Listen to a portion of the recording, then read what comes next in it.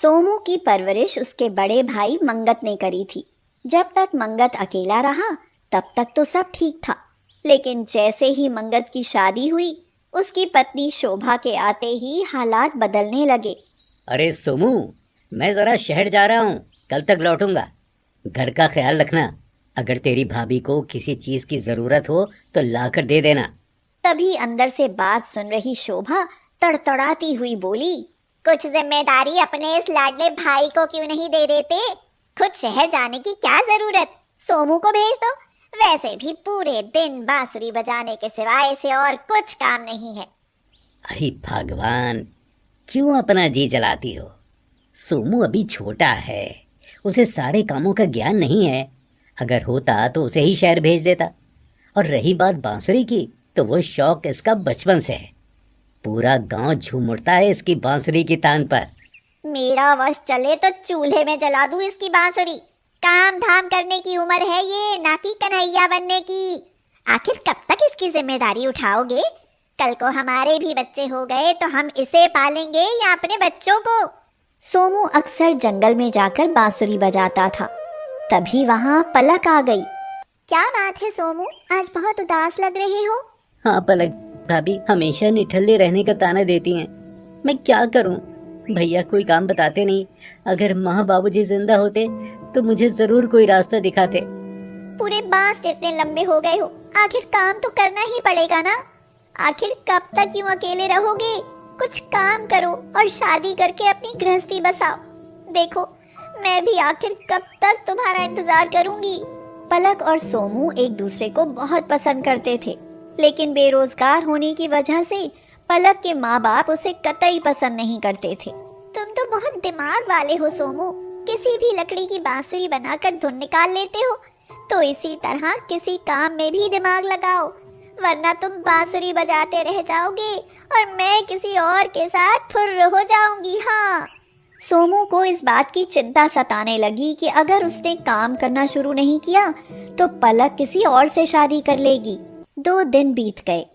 मंगत शहर से आ गया और शोभा ने उसे खाना दिया। ये सोमू कहाँ है? इसने खाना खाया या नहीं? भाई के बिना मुंह में निवाला नहीं चलता।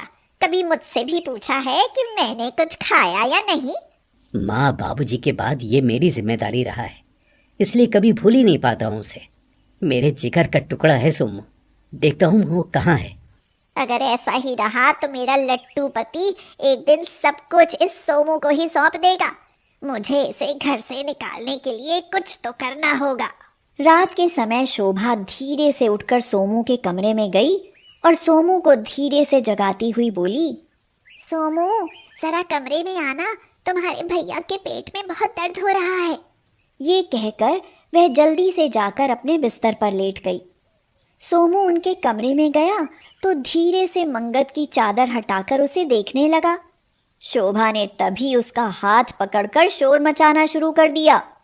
अरे देखो तो जरा, अंधेरे में मेरे कमरे में आकर मेरा हाथ पकड़ रहा है। माँ समान भाभी के साथ ये सब, छी छी। अब तो इस घर में ये रहेगा या मैं? भाभी, आप मुझे गलत समझ रही हैं। मुझे तो आपने ही बुलाया था। अरे देख लो कोई इस निर्लज्ज को, उल्टे मुझे ही फंसा रहा है। सोमू, इससे पहले कि मैं कोई गलत कदम उठाऊं, दूर हो जा मेरी आंखों से। मैं तेरी शक्ल नहीं देखना चाहता। सोमू की किसी बात पर मंगत ने विश्वास नहीं किया और रात में ही उसे घर से निकाल दिया।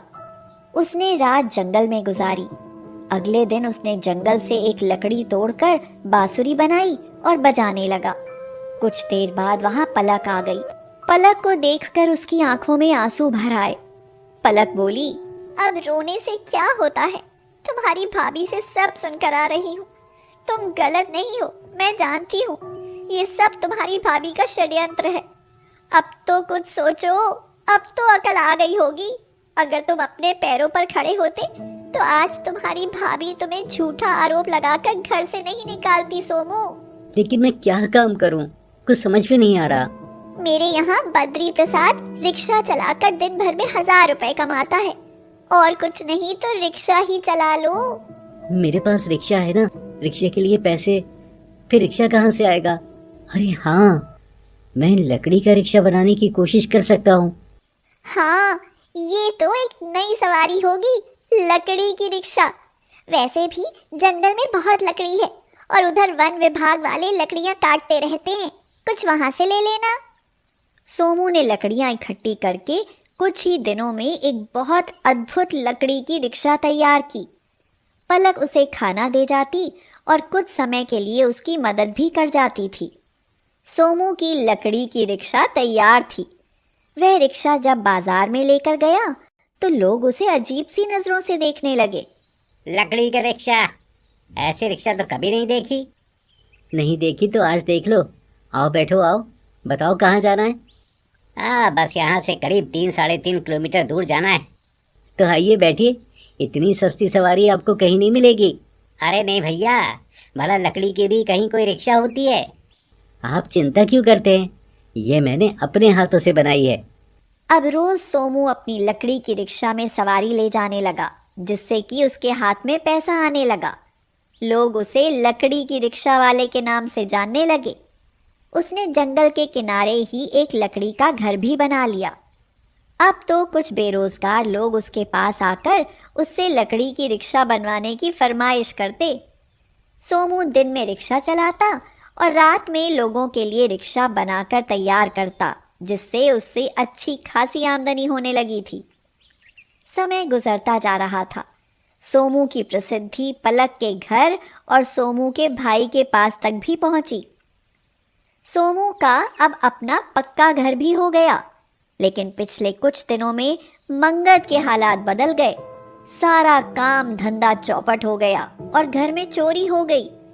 इस चिंता के कारण मंगत की तबीयत खराब रहने लगी। शोभा बोली, सुनो जी, चलो सोमू के पास चलते हैं।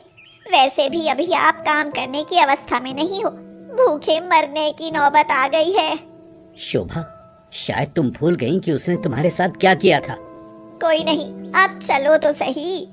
वो दोनों सोमू के पास पहुंचे तो सोमू उन्हें देखते ही खुश हो गया। अरे सोमू, तेरे तो बड़े ठाट है भाई। इतना अच्छा घर और इतने लड़के रिक्शे बना रहे, लगता है खूब बढ़िया काम चल रहा है तेरा। हाँ भैया, अगर उस दिन आपने घर से ना निकाला होता तो शायद मैं यहाँ तक कभी नहीं पहुँचता, लेकिन मैंने कुछ नहीं किया। वो तो बस कर सोमू, कुछ मत कह। मैंने ही तुझे घर से भगाने के लिए ये षड्यंत्र रचा था। शायद ये उसी का नतीजा है कि हमारे पास अब कुछ नहीं बचा। हमें माफ कर दे सोमू, माफ कर दे। तो क्या वो सब झूठ था? मैंने अपने इतने नेक भाई को गलत समझा। मुझे माफ कर दे मेरे लाडले भाई, मुझे माफ कर दे। नहीं, आप दोनों ऐसे मत बोलो। आप तो मेरे लिए भगवान हो और मेरे जीते जी आपको चिंता करने की कोई ज़रूरत नहीं। आप दोनों अब यहीं रहो और मेरे लकड़ी के रिक्शे का काम संभालो। वैसे भी मैंने अब इनमें इंजन लगाने के बारे में सोचा है। मैं चाहता हूँ कि दुनिया भर में मेरे बनाए लकड़ी के रिक्शे दौड़ें। तभी वहाँ पलक आकर बोली, अब मेरे होने वाले पति को कोई निठल्ला नहीं कहेगा। अब तो सोमू के लकड़ी की रिक्शा की मेरे घर वाले भी तारीफ करते नहीं थकते। फिर कुछ दिनों बाद पलक और सोमू की शादी हो गई। अब सोमू ने रिक्शा चलानी छोड़ दी और दोनों भाई मिलकर लकड़ी की रिक्शा बनाने का काम करने लगे, जिससे उन्हें खूब नाम, पैसा और सफलता मिलने लगी।